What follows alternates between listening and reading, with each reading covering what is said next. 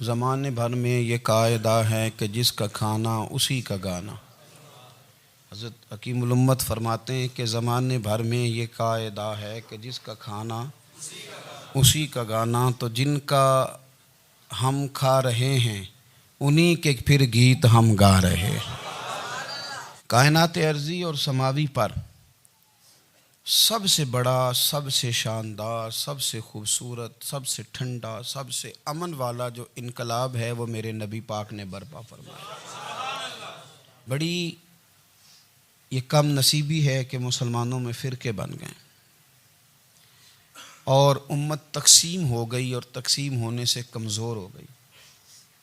لیکن افسوس کی بات یہ ہے کہ لوگ اس بات کو سمجھنے سے عاری ہیں کہ عید میلاد النبی صلی اللہ تعالیٰ علیہ وسلم تو امت اس بات کے شکر کے طور پہ مناتی ہے کہ اللہ نے ہمیں اپنے نبی کا غلام بنایا۔ آؤ میں تمہیں مسلم شریف پڑھ کے سناتا ہوں، اور راوی بھی وہ بندہ جو ہر وقت حضور کے قریب رہتے تھے، حضرت انس بن مالک رضی اللہ تعالیٰ۔ آپ فرماتے ہیں مجھے وہ دن بھولتا ہی نہیں، میں بھلا سکتا ہی نہیں جس دن میرے نبی پاک مکے سے ہجرت کر کے مدینہ طیبہ تشریف لائے تھے۔ حضور اس دن کیا ہوا تھا؟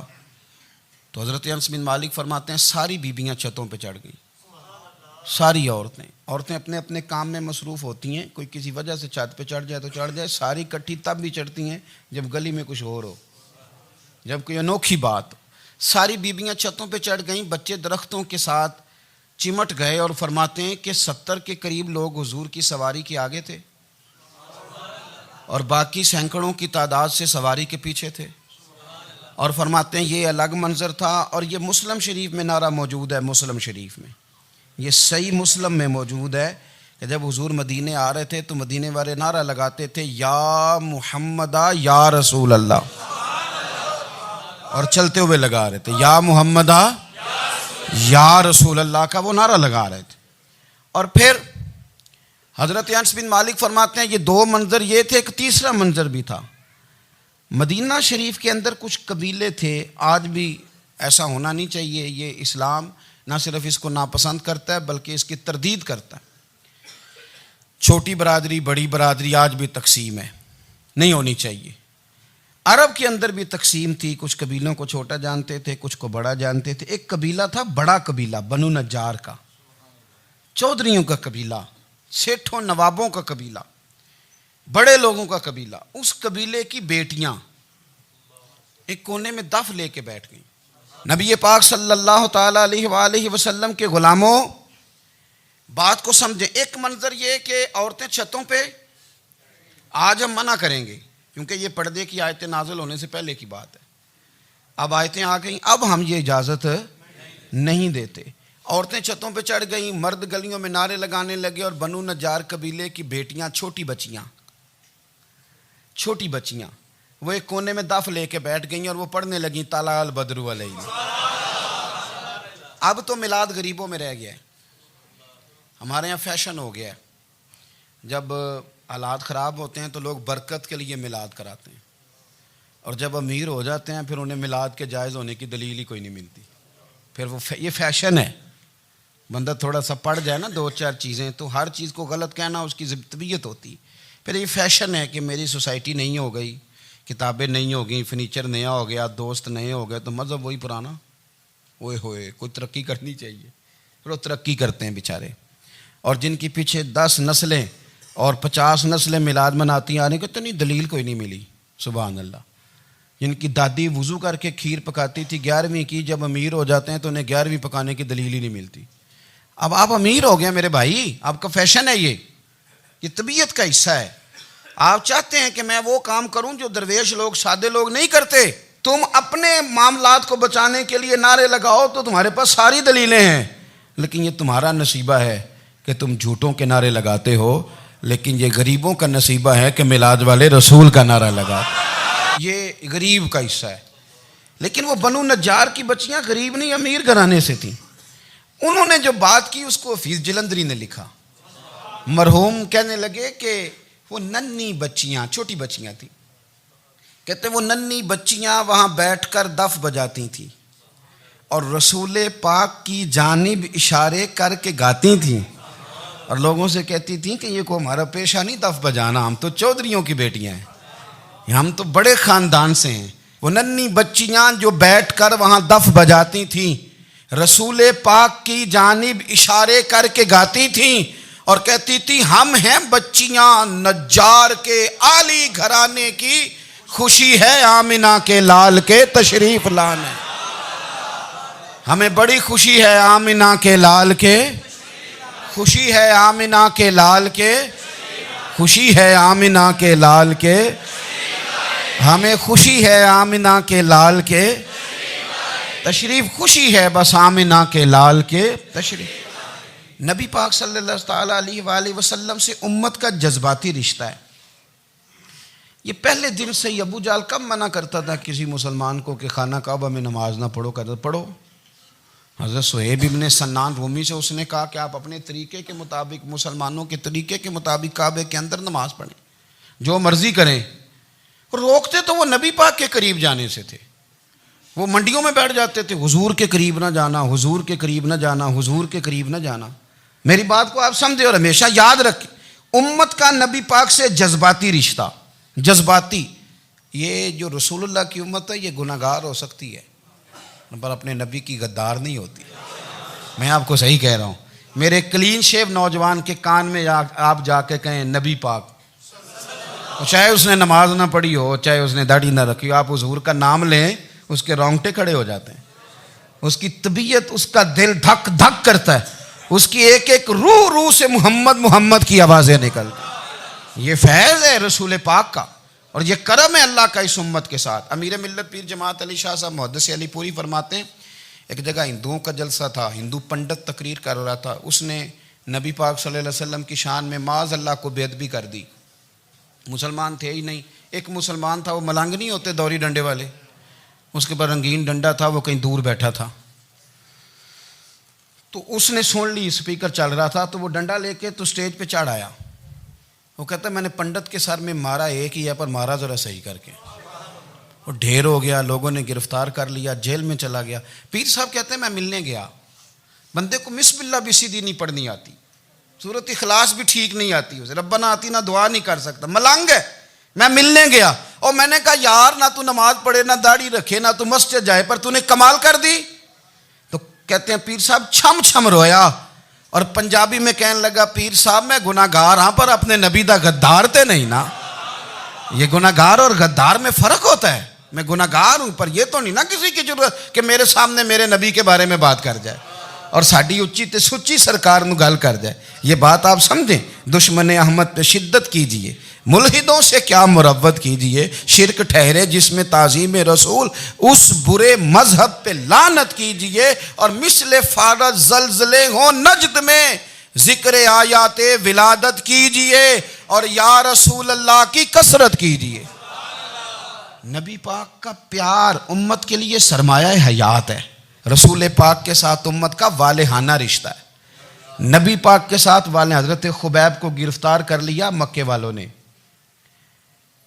اس وقت غربت تھی اسلام پر، مکے میں سارے لوگ کٹھے ہو گئے اور چوک میں پھانسی دینے لگے حضرت خبیب کو۔ کہنا آسان ہے، کرنا بڑا مشکل ہے۔ بندہ جیل میں الجھ جائے تو میں نے بڑے بڑے سیانے لوگ معافیاں مانگتے دیکھے، بڑے بڑے لوگ کہتے دیکھے ہیں کہ یہ کام بڑا، قید تنہائی بذات خود ایک مصیبت ہے۔ آپ کو اکیلا رہنا پڑ جائے نا، یہ لاک ڈاؤن ہوا ہے تو لوگ نفسیاتی مریض بن گئے، اکیلے رہنا، تنہا رہنا کوئی چھوٹا کام ہے۔ حضرت خبیب اکیلے اور مکے کا دور اور چاروں جانب کافر، اور چوک میں جب پھانسی پہ لٹکایا جانے لگا تو ابو سفیان بولے اور بول کے کہنے لگے یار بندہ کوئی کام کر کے بڑا پچھتاتا بھی ہے کہ یار نتیجہ کیا نکلا، تو معاذ اللہ آپ کا بھی نتیجہ تو پھانسی ہے، تو آپ کا کیا خیال ہے؟ یہ آپ یقین کریں کہ لوگ صحیح صحیح ساتھ چلتے ہیں، تھوڑی سی دشواری اٹھانی پڑ جائے تو کہتے ہیں میں گاڑی ٹھیک تھا، پر انہی پتھروں پہ چل کے اگر آ سکو تو آؤ، میرے گھر کے راستے میں کوئی کہکشاں نہیں ہے۔ لوگ نا میٹھا میٹھا کھانا چاہتے ہیں، تھوڑا کڑوا آ جائے تو مصیبت بن جاتی، کہتے ہیں سارے فلانے سے پیار کریں گے تو میں کروں گا، سارے مخالفت بھی کریں گے تو ہم انشاءاللہ پیار ہی کریں گے۔ یہ کیا بات ہوئی کہ ہم زمانے کا رنگ دیکھ کے چلیں گے؟ اب بعض لوگ پچھتا رہے ہوتے ہیں، حضرت خبیب سے کہا، ابو سفیان نے ابھی کلمہ نہیں پڑھتے تھے، کہنے لگے تو اس وقت پھانسی پہ لٹک رہا ہے اور تیرے نبی مدینے میں اور آرام میں، اور ان کے صحابہ آرام میں، اہل بیت گھر میں، تیرے ذہن میں اگر اس وقت یہ بات ہو کہ اس وقت تیری جگہ پہ وہ ہوتے معاذ اللہ، تو پھر کیا ہوتا؟ مجمع غیروں کا، علاقہ غیروں کا، یہ ٹائم آیا تھا اب نعرہ رسالت لگانے کا، اب ٹائم آیا حضرت خبیب نے نعرہ رسالت لگانا ہے، پر لگانا کس طرح ہے کہ کافر یاد رکھیں۔ حضرت خبیب سے کہنے لگے اگر تیری جگہ حضور ہوتے تو پھر تیرا کیا خیال ہے معاذ اللہ؟ تو حضرت خبیب کہنے لگے تم ابھی بھی نہیں سمجھے؟ ٹھیک ہے میں مکے میں اکیلا ہوں، سارے لوگ مدینے میں ہیں، پر میں پچھتا نہیں رہا، میں تو فخر کر رہا ہوں، میں فخر کر رہا ہوں اس لیے کہ چوری کر کے جان نہیں دے رہا، مدینے والے کی عزت پہ جان دے رہا ہوں، میں فخر کر رہا ہوں۔ فرمایا سن، تو کہتا ہے تیری جگہ حضور ہوتے اور تم انہیں یہاں معاذ اللہ پھانسی پہ لٹکاتے۔ فرمایا سن، میں تو یہ بھی پسند نہیں کرتا کہ میں گھر میں بیٹھا ہوں اور میرے نبی کو ہلکا سا کانٹا بھی چبھ جائے، ہمارا اپنے نبی سے محبت کا رشتہ ہے، ایک کانٹا بھی حضور کے قدم مبارک میں چبھے ہمیں برداشت۔ مجمع ان کا تھا، نعرے لگ رہے تھے، ہم نے مسلمان پکڑ لیا، لیکن حضرت خبیب نے اکیلے، اللہ کرے آپ کو میری بات کی سمجھ آئے، اللہ کرے آپ کو سمجھ آئے، اکیلے جب پھانسی کے تختے کے قریب نعرہ لگایا نا کہ میں تو کانٹا بھی نہیں چبھنے دوں گا اپنے نبی کو، اب سارے ہار گئے۔ اب اس ایک جملے نے نا ان کو شکست خوردہ کر دیا، اب بول کچھ نہیں سکتے تھے، گردنیں جھک گئیں، اور جب سناٹا چھایا تو ابو سفیان ساتھ والے سے کہنے لگا باقی ساری باتیں اپنی جگہ پر ہیں، پر اصحاب محمد سے پیار تو بڑا ہی کرتے ہیں نا، اور وہ کچا رنگ للاری والا جیڑا چڑھ دا تے لیندا رہندا، اے عشق تیرے دا رنگ محمد چڑھ جائے پھر نہیں لیندا۔ کہا یار پیار تو یہ کرتے ہیں نا، اس میں کوئی شک والی بات، اس پیار سے کافر ڈرتا ہے۔ نبی پاک کے ساتھ جذباتی وابستگی، حضور کے ساتھ غلاموں کا جذباتی رشتہ، اور نبی پاک صلی اللہ تعالی علیہ وسلم کی آمد پر تشکر کے جذبات۔ امام رازی نے لکھا ہے کہ حضرت موسیٰ کلیم اللہ علیہ السلام نے تورات کی تختیوں کے اندر ایک امت کا ذکر پڑھا کہ جو امت گناہ کا ارادہ کرے گی تو گناہ لکھا نہیں جائے گا جب تک کر نہ لے، اور نیکی کا ارادہ کرے گی تو رب ان کی نیکی لکھ دے گا، اور جب وہ کر لے گی تو اللہ 10 گنا اجر عطا کرے گا، اور وہ ایسی امت ہوگی کہ جن کے چہرے قیامت کے دن نور کی طرح چمکیں گے، اور وہ امت ہوگی جن کی اللہ تعالیٰ زمین ساری پاک فرما دے گا، جہاں نماز پڑھیں گے نماز ہو جائے گی۔ یہ تذکرے پڑھ کے تو حضرت موسیٰ کلیم عرض کرنے لگے اللہ یہ امت میری بنا دے، تو رب کریم نے فرمایا کہ موسیٰ نہیں، یہ تو میرے محبوب کی امت ہے، فرمایا یہ تو میرے نبی پاک کی امت، حضور کی امت۔ اللہ اکبر۔ حضرت موسیٰ معمولی آدمی نہیں، وہ جلیل القدر پیغمبر ہیں جن کا قرآن کے ہر سپارے میں تذکرہ ہے، کہیں واضح طور پہ کہیں اشارتاً، ہر پارے میں۔ اور حضرت موسیٰ اللہ کے وہ نبی ہیں جو رب سے ڈائریکٹ باتیں کریں کوہ طور۔ کہا اے موسیٰ یہ امت تو میرے نبی کی ہے، تو حضرت موسیٰ علیہ السلام عرض کرتے ہیں، امام رازی نے لکھا ہے، کہتے ہیں اے اللہ پھر مجھے اپنی نبی کی امت میں شامل کر۔ او یار ہمیں لوگ کہتے ہیں میلاد نہ مناؤ، جس امت میں آنے کے لیے حضرت موسیٰ نے دعا مانگی، جس محبوب کی غلامی کے لیے، ہمیں تو دعا بھی کوئی نہیں مانگنی پڑی، اللہ نے فضل سے ہی مدینے والے کا غلام بنا دیا۔ تو ہم حضور کے تذکرے نہ کریں، ہم تشکر نہ کریں، ہم نبی پاک صلی اللہ تعالی وسلم کی نعت نہ پڑھیں، ہم حضور کے آنے پر جشن کا اظہار نہ کریں، ہر وہ جائز طریقہ جس سے اظہار خوشی ہو سکے وہ میلاد پہ کرنا چاہیے، اور اس کے لیے اسباب بنانے چاہیے۔ امت کا ایک جذباتی انداز ہونا چاہیے نبی پاک کے ساتھ، ایک وارفتگی، ایک ذوق، ایک طبیعت کے اندر وجدان۔ نعرہ مطلب اس طرح نہ ہو کہ بس چل رہا ہے کام، میں نہیں ہوں قائل، میں کہتا ہوں پہلے تو کوئی لگائے نا، اور پھر نعرہ جب لگتا تھا نا تو مسلمانوں کے یہاں نعرہ لگتا تھا تو بڑے بڑے لوگ کانپ جاتے تھے۔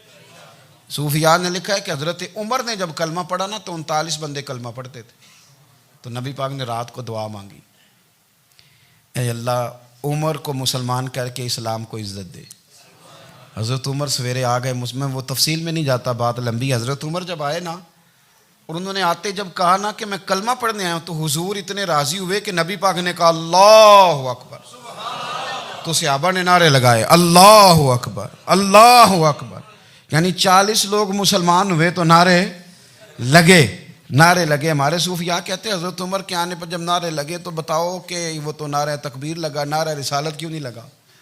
تو کہتے ہیں گویا ہمیں حضور نے یہ سمجھایا ہے، حضور کے اشاروں نے سمجھایا ہے کہ میں اب اپنے نعرے خود تو نہیں نہ لگاؤں گا، میں نے تو اللہ اکبر کہہ دیا، عمر آ گیا ہے میرے نعرے لگاتا رہے گا، نعرے لگیں گے۔ حضرت عمر نے پہلے دن ہی کہا کہ حضور آپ سچے رسول ہیں تو چھپ چھپ کے نماز کیوں پڑھیں؟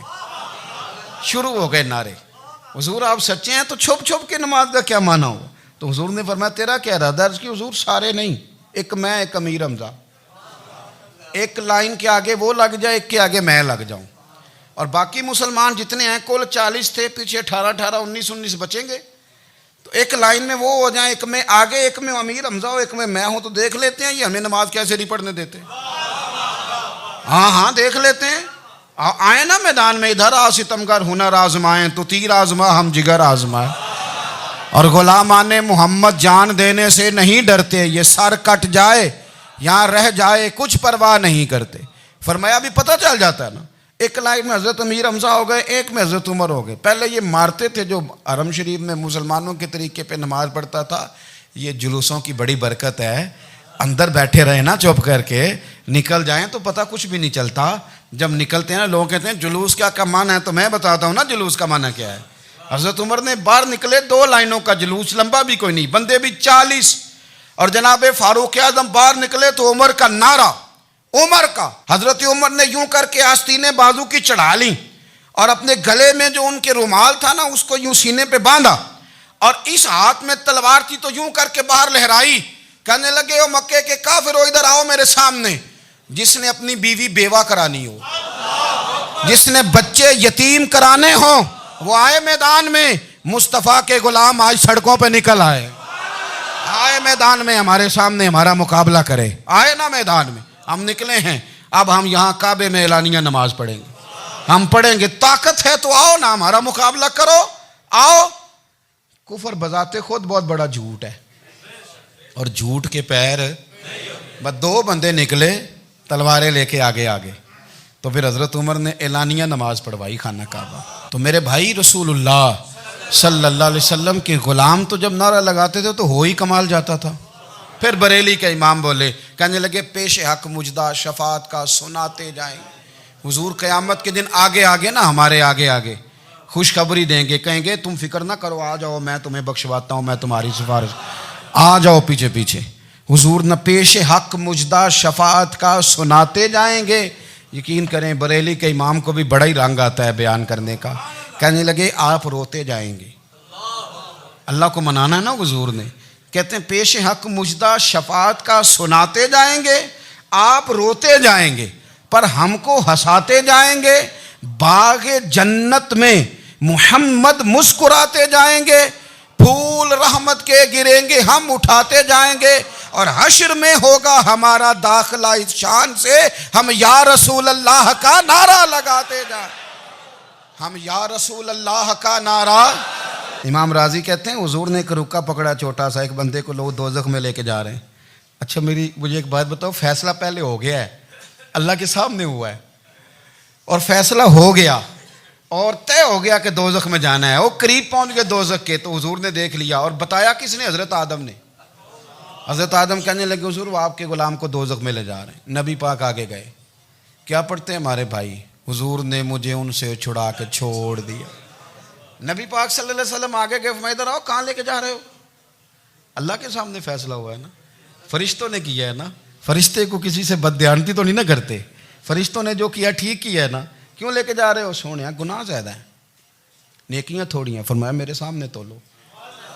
کسی فرشتے نے نہیں کہا کہ سونے معاذ اللہ ہم کو بے ایمان ہے، ہماری کوئی اس سے زد چل ساڈا کو بننا سان جائے دے نال، بھائی میرا مطلب ہے صحیح تولا ہے، فیصلہ ہے، فرمایا دوبارہ تولو۔ گویا رب بھی فرماتا ہے جیسے میرا محبوب کہتا ہے ویسے ہی کر، اور کوئی نہیں دوبارہ تول لو، کوئی حرج نہیں، تولو نہ دوبارہ۔